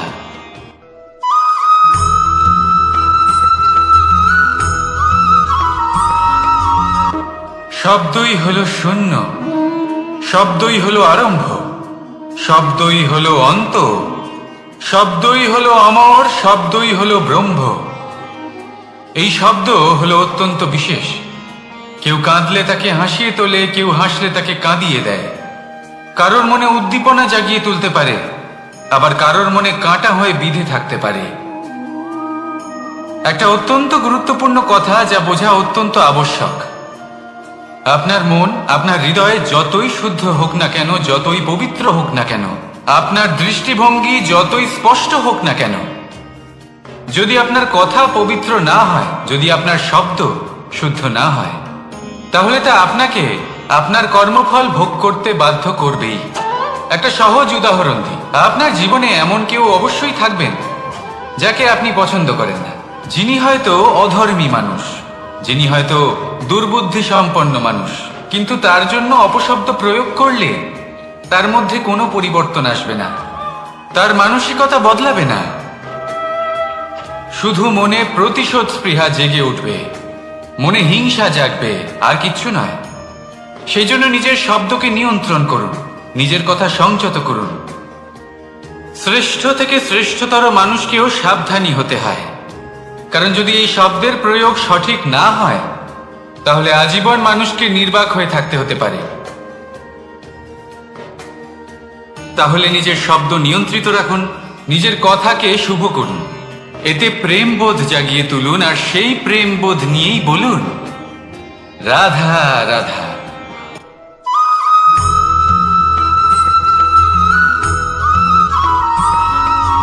বটবৃক্ষের বীজ সর্ষের দানার থেকেও ছোট হয়, কিন্তু যখন তা নিজের রূপ ধারণ করে, তখন তা বিশাল বৃক্ষের আকার ধারণ করে, যা সহস্র বছর ধরে বেঁচে থাকে, ছায়া প্রদান করে, পাখিদের আশ্রয় প্রদান করে, আর দেয় পথচারীদের বিশ্রাম করার স্থান। কেন? কারণ সেই ছোট বীজ তা মাটির ভেতরে গিয়ে নিজের খোলস ত্যাগ করে। অন্ধকারে থাকে সে, যতই আলো আসুক না কেন, যতই বর্ষা আসুক না কেন, সব সহ্য করে। আর তারপরে একটা চারা গাছ অঙ্কুরিত হয়, তারপর ধীর গতিতে একটা বিশাল বৃক্ষতে পরিণত হয়। দেখুন, জীবনে কঠিন সময় আসে, এই জন্য নয় যে আপনি হার মেনে নেবেন, এই জন্য আসে যাতে আপনি ভবিষ্যৎ নির্মাণের জন্য নিজেকে তৈরি করতে পারেন। যদি কঠিন সময়ে আপনি ওই বীজের মতো দৃঢ় হয়ে থাকতে পারেন, তাহলে আপনিও একদিন সেই বিশাল বৃক্ষের মতো নিজের অস্তিত্ব গড়ে তুলতে পারবেন, যা সহস্র বছর পর্যন্ত মনে রাখা হবে। আসুন আমার সাথে ভালোবেসে বলুন, রাধা রাধা।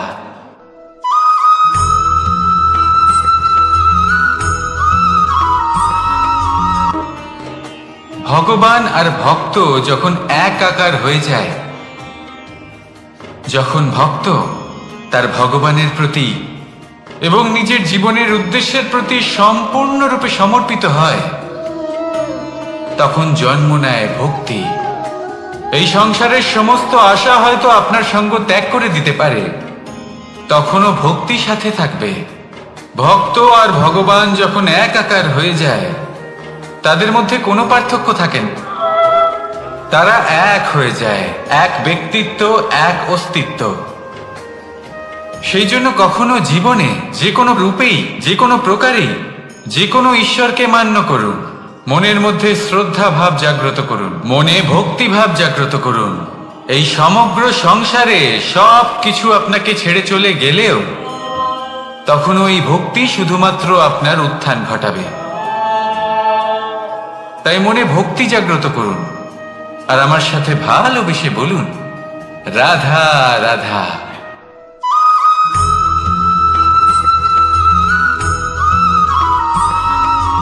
বটবৃক্ষের বীজ সর্ষের দানার থেকেও ছোট হয়, কিন্তু যখন তা নিজের রূপ ধারণ করে, তখন তা বিশাল বৃক্ষের আকার ধারণ করে, যা সহস্র বছর ধরে বেঁচে থাকে, ছায়া প্রদান করে, পাখিদের আশ্রয় প্রদান করে, আর দেয় পথচারীদের বিশ্রাম করার স্থান। কেন? কারণ সেই ছোট বীজ তা মাটির ভেতরে গিয়ে নিজের খোলস ত্যাগ করে। অন্ধকারে থাকে সে, যতই আলো আসুক না কেন, যতই বর্ষা আসুক না কেন, সব সহ্য করে। আর তারপরে একটা চারা গাছ অঙ্কুরিত হয়, তারপর ধীর গতিতে একটা বিশাল বৃক্ষতে পরিণত হয়। দেখুন, জীবনে কঠিন সময় আসে, এই জন্য নয় যে আপনি হার মেনে নেবেন। এই জন্য আসে যাতে আপনি ভবিষ্যৎ নির্মাণের জন্য নিজেকে তৈরি করতে পারেন। যদি কঠিন সময়ে আপনি ওই বীজের মতো দৃঢ় হয়ে থাকতে পারেন, তাহলে আপনিও একদিন সেই বিশাল বৃক্ষের মতো নিজের অস্তিত্ব গড়ে তুলতে পারবেন, যা সহস্র বছর পর্যন্ত মনে রাখা হবে। আসুন আমার সাথে ভালোবেসে বলুন, রাধা রাধা।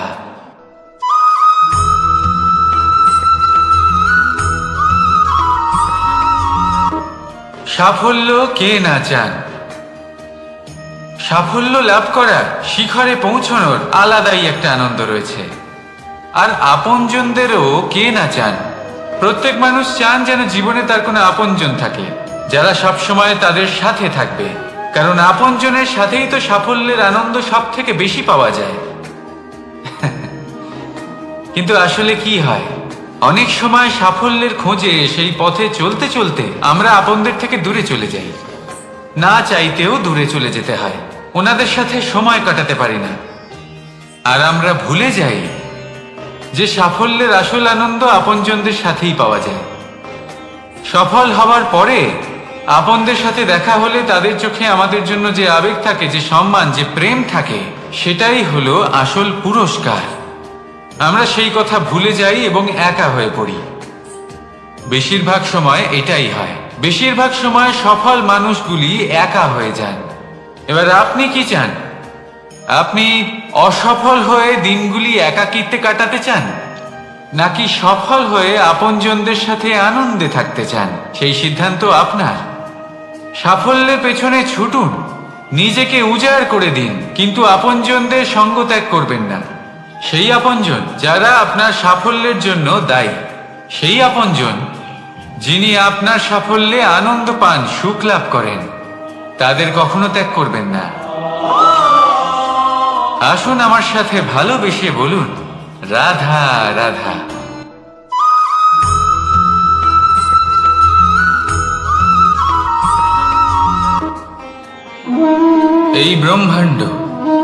এই ব্রহ্মাণ্ড কত বৃহৎ, তাই না? যার সম্মুখে এই পৃথিবীকেও একটা বিন্দুর মতো মনে হয়।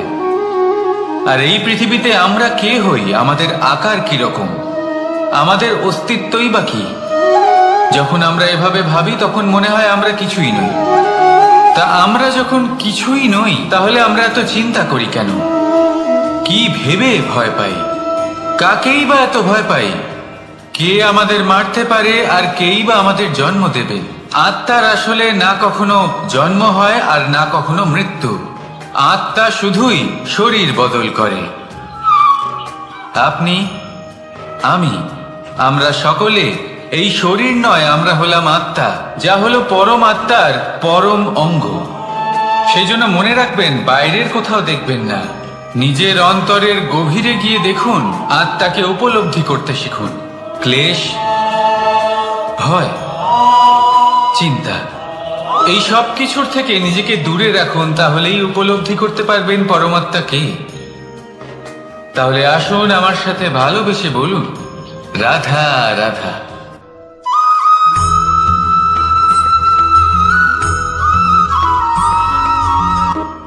মানুষ আর ধন, এই দুইয়ের মধ্যে সম্পর্ক খুব ঘনিষ্ঠ।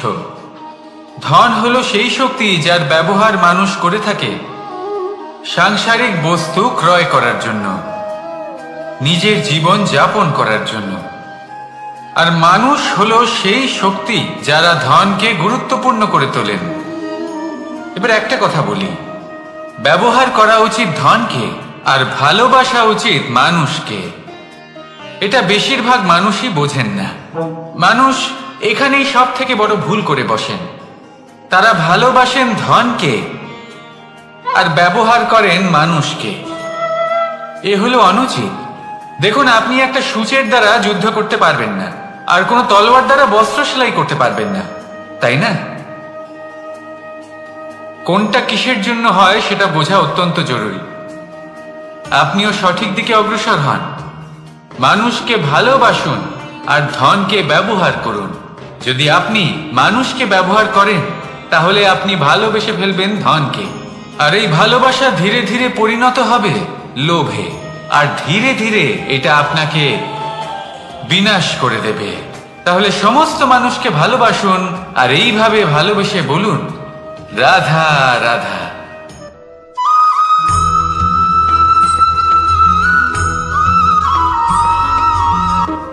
পরিবর্তন এই সংসারের শাশ্বত নিয়ম। কোন রাজা নেই যিনি চিরকাল রাজা থাকেন, কোন ধনী ব্যক্তি নেই যিনি চিরকাল ধনী থাকবেন। এই সংসারে সূর্যের স্থান নেওয়ার জন্য চন্দ্রিমার আগমন ঘটে। কোন স্থান যাকে পতিত বলা হয়েছিল সেখানে মহল তৈরি হয়েছে। কোন স্থান যাকে আজ মলিন বলা হয়েছে কাল সেখানে মন্দিরও স্থাপন হতে পারে। কোন ঋতু চিরকালের জন্য থাকে না, কখনো সময় চিরকাল একরকম থাকে না। আজ যা আপনার কাছে রয়েছে কাল অন্য কারোর ছিল, আজ যে আপনার কাছে রয়েছে কাল তা অন্য কারোর কাছে চলে যাবে। আপনার সাথে কিছু থাকলে তা হলো আপনার কর্ম, কিন্তু সেই কর্মের পরিণামও আপনার নয়। আপনি শুধু কর্ম করুন, বাকি সবকিছুই পরিবর্তনশীল। কিন্তু সেই পরিবর্তনকে দেখে ভয় পাওয়ার প্রয়োজন নেই, তাকে স্বাগত জানান।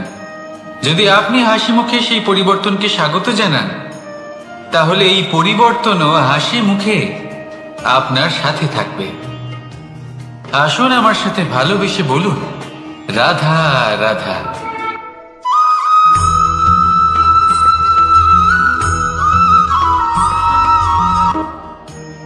বল, শক্তি, পরাক্রম এই সংসারের বিকাশের মূল। কিন্তু কখনো ভেবেছেন যে প্রকৃতি আমাদের এই বল, শক্তি, পরাক্রম কেন দিয়েছেন? যাতে আমরা জীবনে কারোর উদ্ধার করতে পারি, কাউকে সাহায্য করতে পারি, কারোর জন্য ভালো কিছু করতে পারি, কোনো গরিব অসহায় মানুষের জন্য কিছু করতে পারি। এই বল, এই শক্তির সদ্ব্যবহার করতে পারি। কখনো দেখেছেন এমন মানুষ যার কাছে অসীম শক্তি আছে কিন্তু তার সাথেই অসম্ভব অহংকারও রয়েছে, যিনি নিজেকে সর্বশ্রেষ্ঠ বলে মনে করেন, খারাপ কাজও করেন। আপনি দেখবেন প্রকৃতি এবং মানুষ তাকে ভাঙতে সর্বদা চেষ্টা করেন। মনে রাখবেন, যতই সুবিশাল পর্বত হোক না কেন, তা যদি পথে পড়ে তাকে ভেঙে পথ প্রশস্ত করা হয়। যদি আপনার কাছে বল থাকে, শক্তি থাকে, পরাক্রম থাকে, তাহলে তার সদ্ব্যবহার করুন, কাউকে সাহায্য করুন, কাউকে রক্ষা করুন। যদি আপনি আপনার শক্তির দুর্ব্যবহার করেন, তাহলে মনে রাখবেন আপনি নিজের বিনাশ নিজেই আমন্ত্রণ করছেন। এবার বল অর্জন করার পরে, শক্তি অর্জন করার পরে আপনি নিজেকে বিনাশ করতে চান নাকি এই সংসারের উদ্ধার করতে চান, সিদ্ধান্ত আপনার। রাধা রাধা।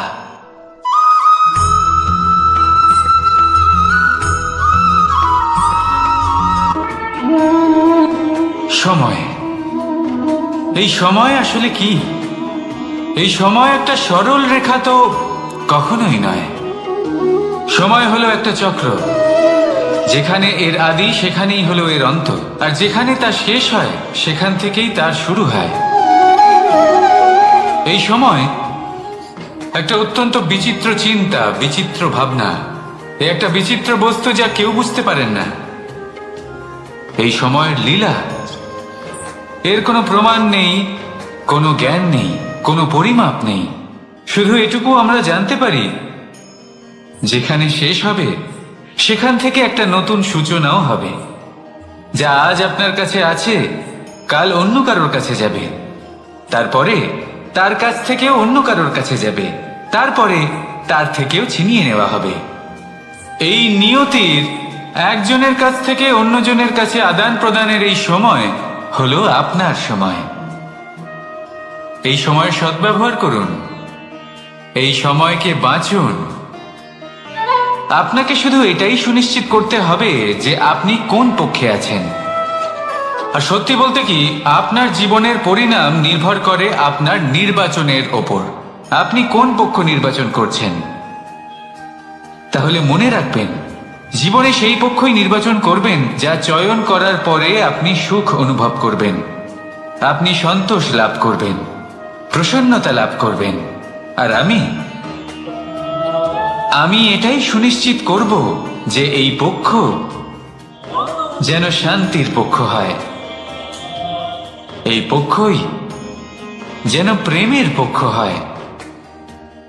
তাহলে চিন্তা করবেন না, আর আসুন আমার সাথে ভালোবেসে বলুন, রাধা রাধা।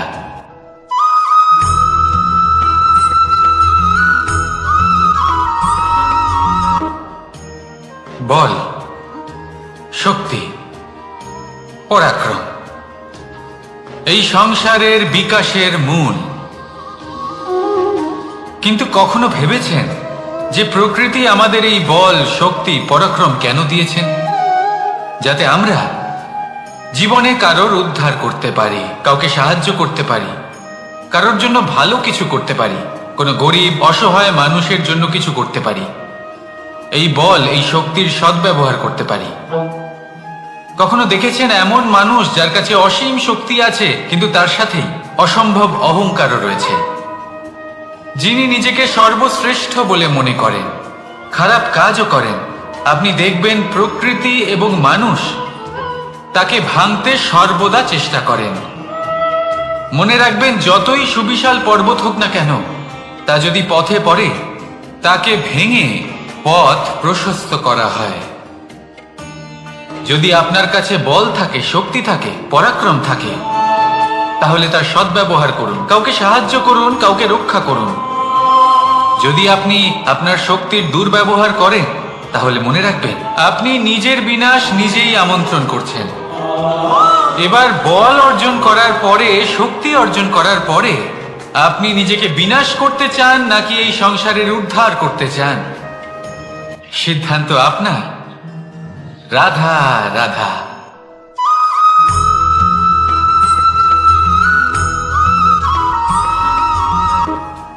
দৃষ্টি আর দৃষ্টিভঙ্গি, এই সমগ্র লীলা হলো এই দুইয়ের। বিচিত্র হতে পারে কিন্তু এটাই সত্যি। এবার আপনাকে একটা উদাহরণ দিয়ে বোঝাই। অনেক সময় আপনি কোনো ব্যক্তিকে এটা বলতে শুনবেন যে আমি আমার নিজের উপরে গর্ব করি, আমি নিজেকে নিয়ে গর্ব করি, আমি খুব ভালোভাবে আমার মা বাবার সেবা করি, ওনাদের আমি সবসময় সুখী রাখি, ওনাদের আমি একটা বাড়ি দিয়েছি, সকল সুখ সুবিধা দিয়েছি, ওনাদের জীবনে প্রত্যেক জিনিস দিয়েছি আর দেব যা তাদের প্রয়োজন। এবার আমাকে বলুন যে আপনি কে হন? আপনি হলেন সেই বীজ যা আপনার মাতা পিতা রোপণ করেছেন। আপনার মা বাবাই আপনাকে এই সংসারে জন্ম দিয়েছেন। এবার এইসব কথার কি তাৎপর্য? এই হলো সেই ব্যক্তির দৃষ্টিভঙ্গি। এবার দেখা যাক এই প্রকৃতি আমাদের কি শেখায়। কখনো কোনো গাছকে দেখবেন, যখন সেই গাছে ফল আসে, সে মালিকে এটা বলে না যে দেখো আমি তোমাকে ফল খেতে দিচ্ছি। সেই বৃক্ষ এটা বলে না যে দেখো আমি তোমায় আহার করতে দিচ্ছি, কারণ ও জানে যে এটা হলো সেই মালির পরিশ্রম, এটা হলো তারই কর্মের ফল আর এটা তারই পাওয়া উচিত। সে বলে যে তোমার জিনিস তোমাকেই অর্পণ করলাম, এ আমার জিনিস নয়। ও জানে সেই মালির গুরুত্ব আসলে কি, এটা হলো তার দৃষ্টিভঙ্গি।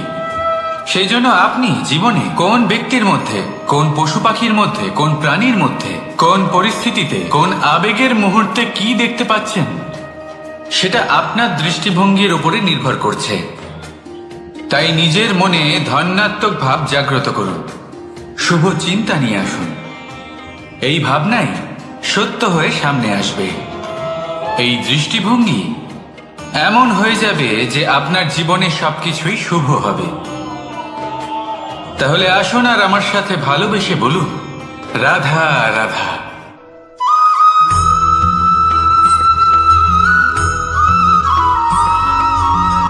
আপনি কি কখনো জলকে নিজের মুঠোতে ধরে রাখার চেষ্টা করেছেন? চলুন আজ করা যাক।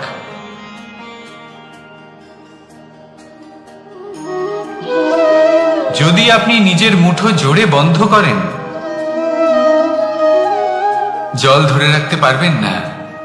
যদি আপনি তাকে এমনি বইতে দেন, তাহলে ও নিজের পথ নিজেই করে নেবে আর আপনার হাতেও থেকে যাবে। আমাদের জীবনও হলো কিছুটা এরকম, জলের মতো। নিজের পথ নিজেই করে নেয় এই জীবন। প্রত্যেক সমস্যার সমাধান নিজেই করে নেয় এই জীবন। তাই জীবনে যখন কোনো পরিস্থিতি আমাদের প্রতিকূল হয়ে থাকে, কিছুই হয়তো আমরা বুঝতে পারছি না, কিছুই যখন বসে থাকে না, তখন আমরা হতাশ হয়ে পড়ি, নিরাশ হয়ে পড়ি। আর এটাই করা উচিত নয়। শান্ত মনে দেখতে হবে যে এই জীবনে আসলে কি ঘটে চলেছে। কষ্ট সবাই ভোগ করেন। কষ্ট পেলে কেউ রেগে যান, রেগে গিয়ে পরাক্রম দেখান। এটাই তো করা উচিত নয়। শান্ত মনে সেটাই করতে হবে যা জীবন আমাদের শেখাতে চাইছে। জীবন আমাদের সব শিখিয়ে দেবে, শুধু মনে রাখবেন কখন প্রয়াস করতে হবে আর কখন আমাদের প্রতীক্ষা করতে হবে, সেটা আগে আপনাকে বুঝতে হবে। তাহলে আসুন আমার সাথে ভালোবেসে বলুন, রাধা রাধা।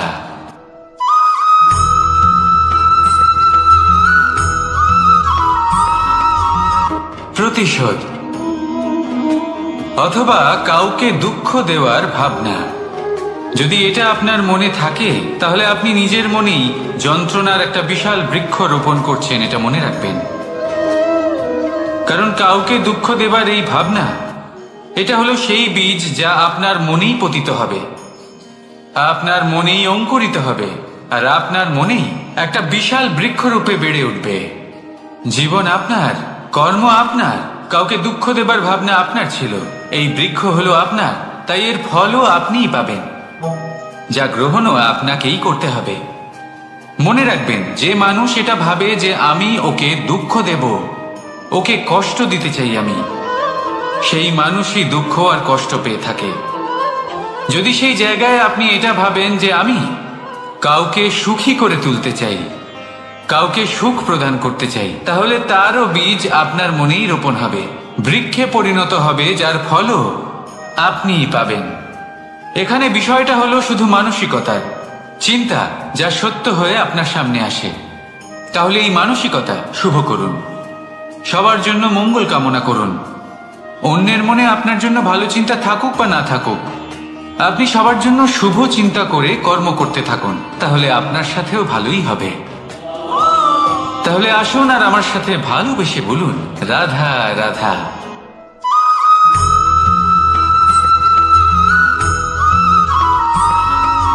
বাজ পাখিকে পক্ষীরাজ বলা হয়। বাজের আয়ু হলো মোটামুটি 70 বছর। এবার 40 বছর হতে হতেই ওদের পালক লম্বা এবং ভঙ্গুর হয়ে যেতে থাকে, ঠোঁট বেঁকে যায়, ডানা ভারী হয়ে যায়, অর্থাৎ আগের মতো উঠতে পারে না, সেই শক্তি থাকে না। এবার সেই বাজ কি করবে? বাজ সব থেকে কঠিন নির্বাচন করে, নির্বাচন নিজের পুনর্স্থাপনা। সর্বপ্রথম একটা বিশাল পর্বতে যায়, একান্তে নিজের এক বাসস্থান তৈরি করে, আর তারপরে পাথরের সাথে নিজের ঠোঁট বারবার আঘাত করতে করতে সেই ঠোঁট ভেঙে ফেলে। তারপরে সে অপেক্ষা করে সেই ঠোঁট পুনর্নির্মাণ হওয়ার। তারপর সেটাই করে নিজের পালকের সাথে। তারপরে নিজের ডানা থেকে এক এক করে ভারী পালকগুলো ছিঁড়ে ফেলে দেয়। আর তারপর 150 দিনের এই যন্ত্রণা সহ্য করার পরে ও ফিরে পায় নিজের উড়বার অনন্য ক্ষমতা, সেই শক্তি। আর তারপরে ও জীবনের পরবর্তী 30 বছর বাঁচে। কি বুঝলেন আপনি? যদি ইচ্ছে শক্তি থাকে, তাহলে একজন দুর্বলও শক্তিশালী হতে পারে। আপনিও এটাই করুন, নিজের অতীতের যন্ত্রণার বোঝাগুলিকে ত্যাগ করুন, আর কল্পনার খোলা আকাশে উন্মুক্ত হয়ে উড়ে বেড়ান। নিজের পুনর্স্থাপনা করুন, তবেই সর্বশ্রেষ্ঠ হতে পারবেন। আর মনে রাখবেন, এই ছোট ছোট পদক্ষেপই বড় বড় শিখরে পৌঁছে দিতে পারে। তাহলে আসুন আর আমার সাথে ভালোবেসে বলুন, রাধা রাধা।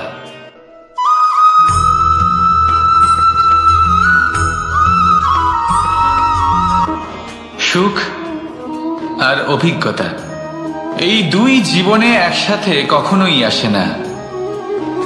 মনে রাখবেন, যেখানে সুখ থাকে সেখানে অভিজ্ঞতা থাকে না, আর যখন এই সুখ আমাদের জীবন থেকে দূরে চলে যায়, তখন আমাদের জীবনে আসে এই অভিজ্ঞতা, পরমাত্মা, প্রকৃতি, নিয়তি। এই অভিজ্ঞতাকে আমাদের জীবনে পাঠান যাতে আমরা একটা অত্যন্ত গুরুত্বপূর্ণ শিক্ষা, একটা জ্ঞান প্রাপ্ত করতে পারি। এই অভিজ্ঞতা আমাদের শেখায় যে অতীতে এমন কি হয়েছিল যা আমাদের করা উচিত হয়নি। আমাদের শেখায় ভবিষ্যতে এমন কি আছে যা আমাদের করা উচিত আর কি করা উচিত নয়। দেখতে গেলে এই অভিজ্ঞতা আমাদের সেই শিক্ষা দেয় যার জন্য আমরা সুখের দিকে উচিতভাবে অগ্রসর হতে পারি। সেই জন্য জীবনে যখনই দুঃখ আসবে, দুঃখের এই সময় আসবে, তখন হতাশ হবেন না। বোঝার চেষ্টা করুন এই পরিস্থিতি কেন এসেছে, কি শিক্ষা দিতে এসেছে। যদি আপনি সেই জ্ঞান লাভ করেন, সুখের পথে অগ্রসর হন, তাও উচিত রূপে, তাহলে এই অভিজ্ঞতার উদ্দেশ্য পূরণ হয়।